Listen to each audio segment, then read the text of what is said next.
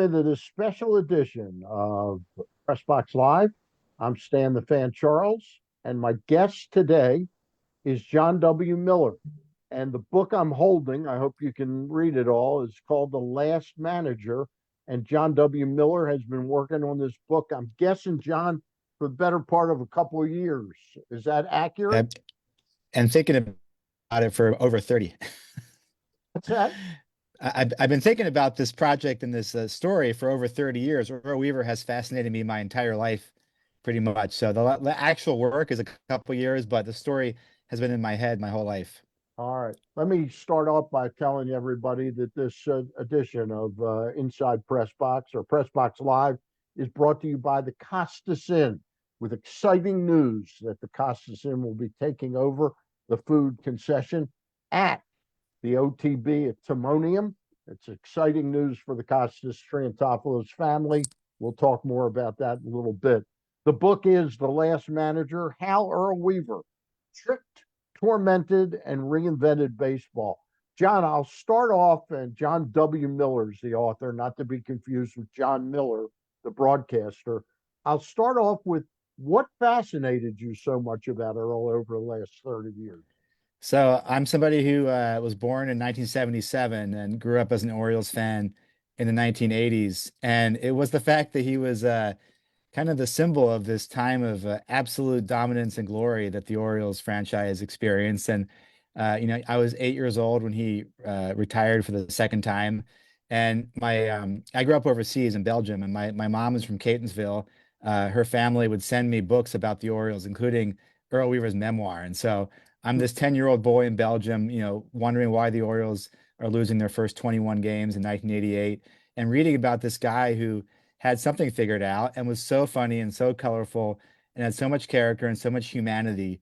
I could not help but be fascinated by him as a character. And then, Moneyball came along, and people were like, "Well, Earl Weaver had this all figured out first." So I was just that childhood fascination plus Moneyball, propelled my idea for doing this book. Before we dig into the book, the title, The Last Manager. And when I met you, we were introduced through Michael Lesker and we had lunch together. Uh, the title struck me as odd. Can you explain it to us? So obviously it's not a literal title. It's Yeah, it's an argument. And the argument is that there was a time when baseball managers reigned supreme, not just in the game, but in American culture. And I give the example in my book that in 1983, so Playboy magazine had this famous interview of the month, which is nothing to do with naked women, just a serious interview. And in 1983, that's why I got it every in month for the interview. 1983, the interview subjects included Gabriel Garcia Marquez, who had just won a Nobel Prize for Literature, and Stephen King, the best-selling author, and Ted Turner, the head of CNN, and Earl Weaver. Like that was that was the level of cultural relevance that a baseball manager and this manager in particular had. And so back then, teams would hire managers thinking, if we get this manager, it's going to turn everything around. It's going to fix our team. And nobody thinks that anymore. And the power in the game, especially after free agency, has gone towards the players and it's gone towards the general manager. So, Moneyball, it's about a general manager. And so this book's about a time when managers were big stars. I mean, in the late 80s, maybe Billy Jim Palmer, but Martin, Sparky Earl Anderson. Weaver, people went to the ballpark to see Earl Weaver. And nobody goes to the ballpark to see Brandon Hyde, with all due respect. Yeah, I would totally agree with that. Uh, One of the fascinating things about the book to me is because I kind of know Earl once he got to the big leagues, but I didn't know the stuff about his minor league career. Let's start there, and then we'll take it through the his minor league managing. Um, Eddie Stanky really, let's be blunt, he really screwed Earl Weaver, didn't he? Because Earl was a So pretty decent prospect. there's a cliche about Earl Weaver that he was a terrible player. And, Dave McNally had this famous line, the only thing Earl Weaver knew about pitching was he couldn't hit it. And to some degree, that's true. He wasn't a big leaguer, but here's the thing. He was a star high school athlete. He was signed right out of high school. He was in the minors his first 4 years. He won 3 team MVP awards. He went straight to the Major League spring training camp at the age of 21, playing with Stan Musial, playing with Slaughter, his childhood heroes. And so he was a real prospect. The St. Louis papers called him a little jewel, a sure bet to take over the big league second baseman job for the St. Louis Cardinals. But in that spring training, his only major league spring training, he was competing against Eddie Stanky, who, guess what, was his manager. And so Eddie Stanky at that time was 35 years old, one of the famous, jerks in baseball history. And Eddie Stanky, let Earl play out a spring training where he did pretty well. He hit 260, he hit a couple of home runs. He held his own with big leaguers. And Eddie Stanky, played a lot less and hit like 220 that spring training.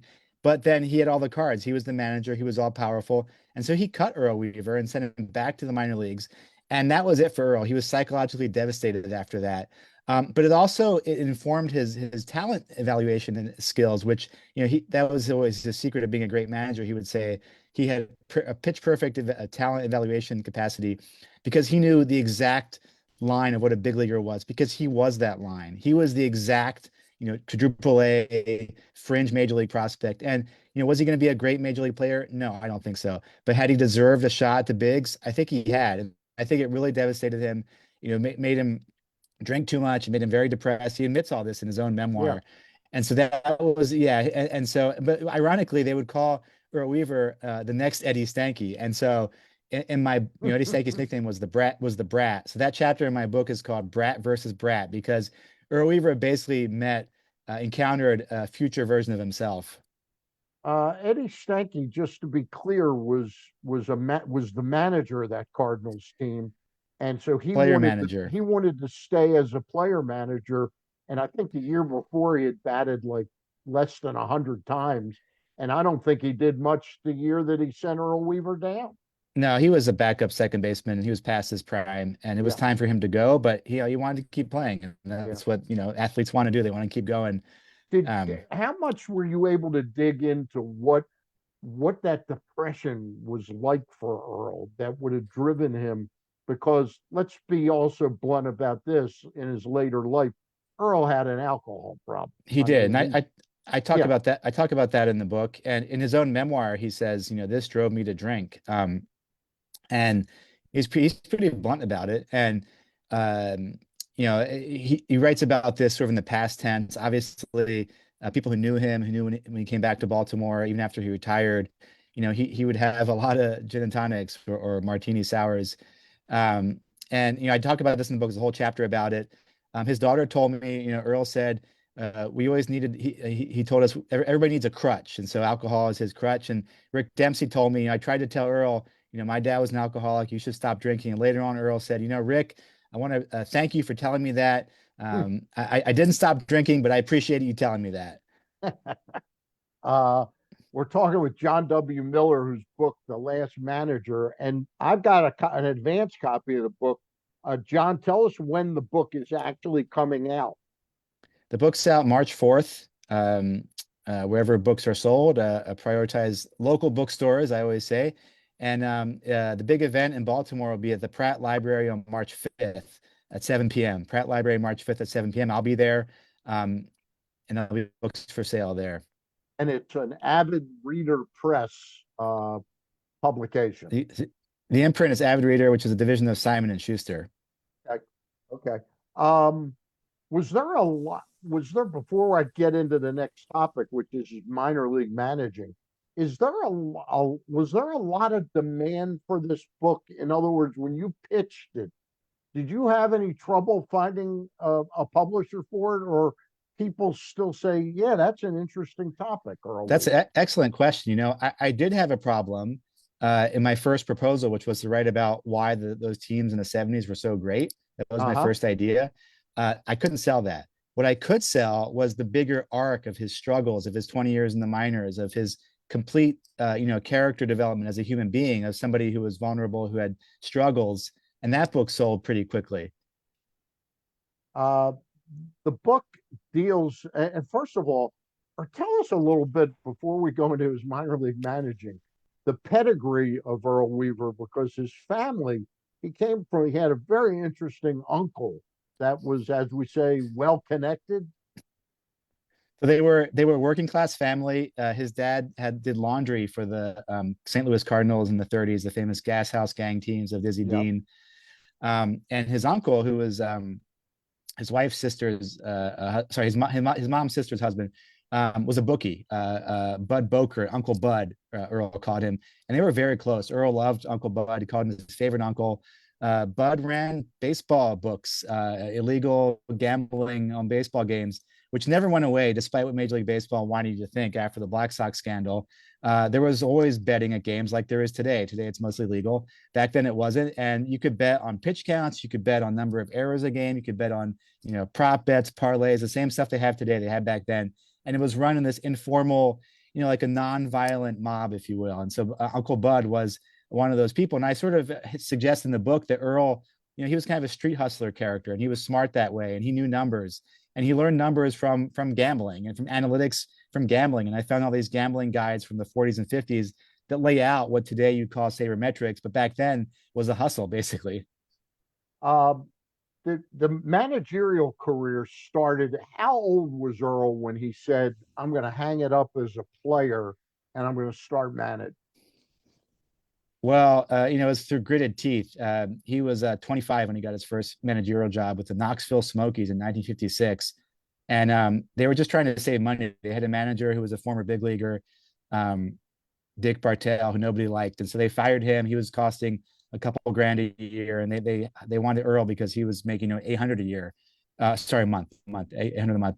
And so Earl did it because it was a way of making a little extra cash. But, he held on to his identity as a player. And I found phone books in St. Louis from the late 1950s where he still describes himself as, player, Baltimore Orioles player. And he kept on playing. He even pitched in the late 50s. He would put himself into pitch when he was a player manager in the minor leagues. And so it was through gritted teeth, but he was 25, which is pretty young to be a manager. The fascinating part for me in this book was the experience in Elmira and then in Rochester, how popular he was, and talk a little bit about that, how popular he was with the fans, with the owners, and how that crisscrossed, because that was an So important part back then. I think, inspired by his experience with the Gas House Gang, which, by the way, in the 30s had their own country band, and they would perform vaudeville in the off season. And Frankie Frisch, the manager, said, I feel like my players carry more instruments than baseball equipment. And so Earl really, he got the showmanship part of baseball. In Elmira, he played in a ukulele trio that would perform before the game, and he would, join in the wheelbarrow races and all this like minor league carnival stuff. Earl really got that, and he got the part where it was fun. Part of the show was for him to go argue with umpires. He would do things like, sit on home plate like a little Buddha complaining, or kick dirt on the plate, or steal one of the bases and carry it off to the clubhouse.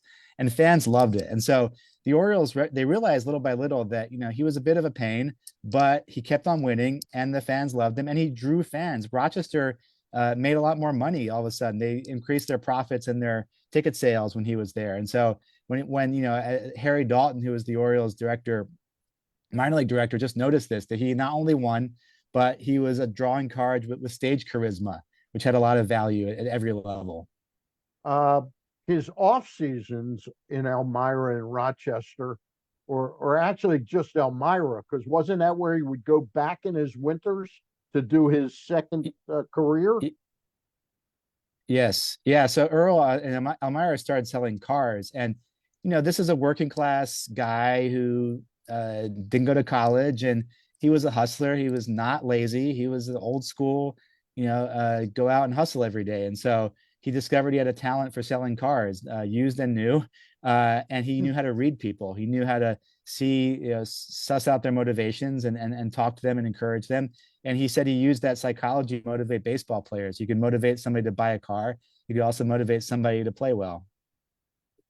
I found it fascinating. He worked for the Silver family, didn't he, in Rochester initially? Maury Silver, who's still credited, yeah, with bringing baseball back to Rochester, and they loved each other. Earl went to his funeral. I talked to Naomi Silver, who's Maury's daughter. Yeah. She loves Earl.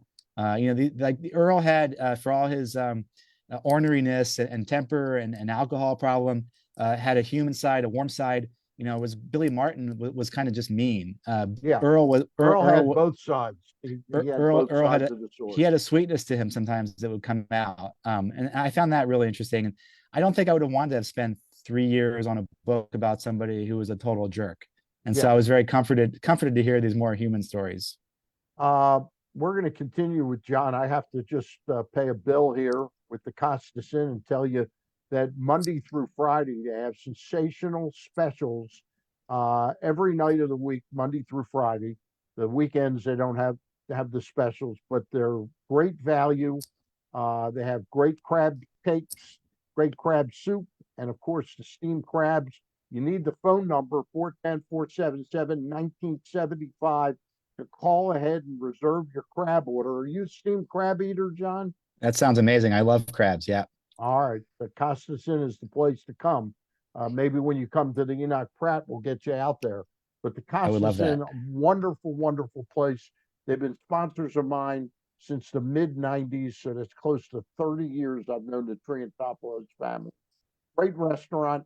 And the exciting news is they're opening up the Costas in Timonium. Costas in Timonium will open at the site at the OTB Timonium. We'll be talking more about that. They'll be opening there in April. That's exciting news. Now back to talking to John W. Miller. John, when Earl got the job as Hank Bauer's first base coach, I think it was it do you remember in researching, was it a foregone conclusion that he was going to take over for Bauer, or did that come about kind of suddenly? Not at all. I mean, I think Harry Dalton and the Orioles brass knew because they knew what a special talent they had on their hands. But he was so young. He was 37, which is very, very young to be a major league manager. And there were other names, including Yogi Berra, by the way, and big, Yeah, big baseball names that were floated.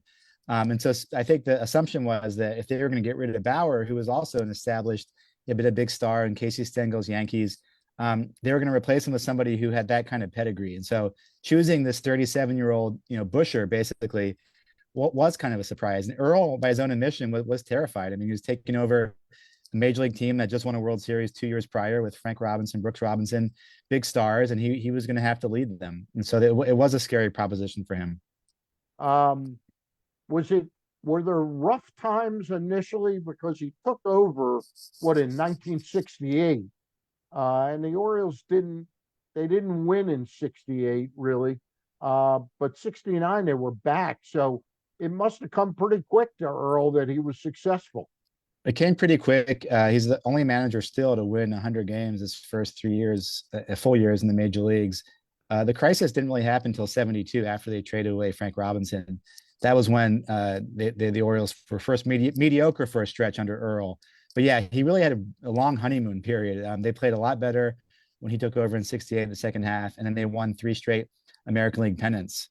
Um, When did the index cards and when did the platooning start? Which is really what Casey Stengel did, but Earl gets so much credit for it because he codified it. Some Yeah. So after the 68 season, he asked Bob Brown to compile pitcher batter matchup data, which he used mostly on spreadsheet on sheets. The index cards were more for scouting reports, but he really kicked the platooning into high gear in 1977. Those early teams, I mean, Belanger couldn't hit, so he pitch hit for Belanger a lot. But other than that, I mean, mostly rolled out the same 8, 9 guys. They were so established, so good. And it wasn't until 77 after free agency when they lost Bobby Grich, they lost Don Baylor, they lost Reggie Reggie Jackson. Jackson. Yep. And then he had all these young guys. Eddie Murray was like a 21-year-old prospect, all these guys. And so that's when Earl really learned how to mix and match. I mean, you had Belanger, who was an all-time great fielder, but couldn't hit. And then you had Kiko Garcia, who was a better hitter. And so how do you juggle those? So he came up with all these concepts. Like you could use Belanger as like a defensive closer, or he could start Royce, I think it's Royce Stillman, the pinch hitter, basically at shortstop to start the game, let him hit once, and then put in Belanger. And Right. so he basically led the league in pinch hitting from 77 onwards, and he won 2 of his 3 Manager of the Year awards in that last third of his career. So I think that 77 to 82 period is really the time when Earl's genius really shone through. Yeah, that's when he used that Renicky Lowenstein platoon in left field, and they hit like 35 to 40 Two-headed home runs. monster. Yep. Yeah, they were a two-headed monster. Do you delve much into his relationship with Jim Palmer, who Oh, was absolutely. Yeah. arguably the best pitcher of his era? and it's maybe one of the most famous relationships in American sports history. I mean, there's a whole book about it by Palmer called "Together We Were 11'9", Right. and it's just this fascinating thing about Earl. There's so many contradictions, and this is one of them. And these guys would fight and bicker, but you know what? Between '69 and '82, who won the most games of any manager in the American League? Earl Weaver. Who won the most games of any pitcher in the American League? Jim Palmer. They were the best in the world at what they were doing, and yet they were constantly at each other's throats.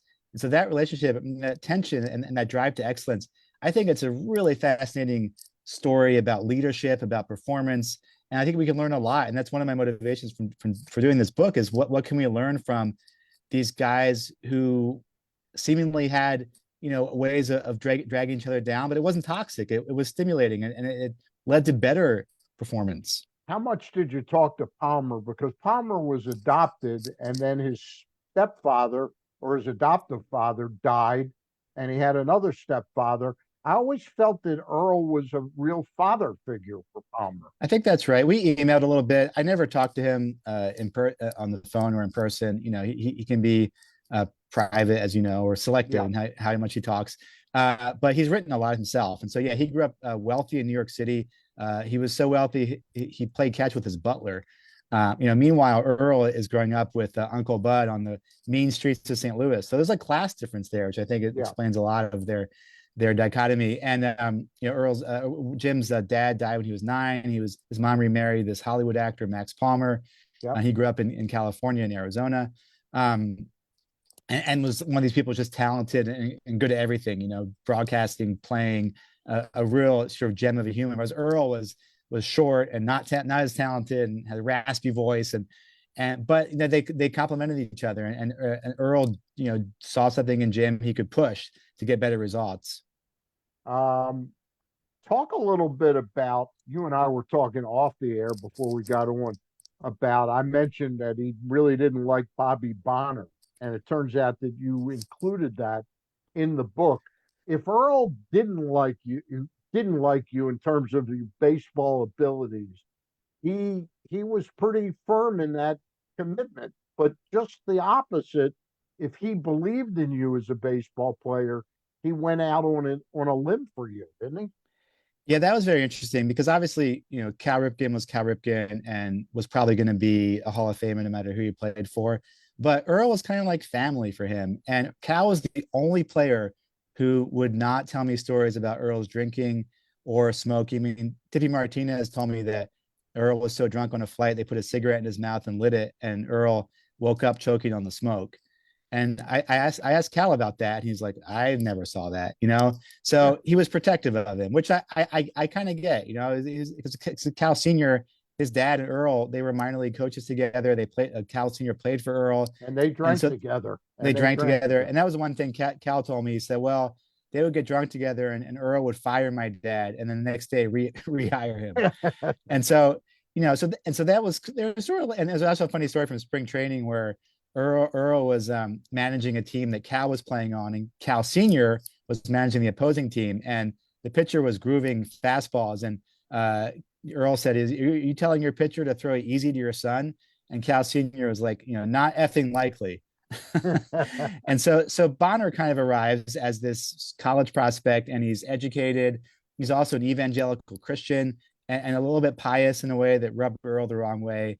And so Earl kind of stepped on him in a way that he regretted later. And at Cal's Hall of Fame party in 2007, I think they reunited, and Earl apologized to Bobby That's interesting.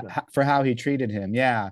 And so Because in that, he was a defensive specialist, but he seemed to have a decent hit stick as well, but he yeah, just and fizzled under Earl. the Orioles management, they traded away Doug DeCinces before the '82 season, and they wanted Earl to play Bonner at short and Cal Jr. at third. Right. And the Bonner had been a future star on this baseball card with Cal Jr. in like '81, future stars of the Orioles, Bobby Bonner, Cal Ripken Jr.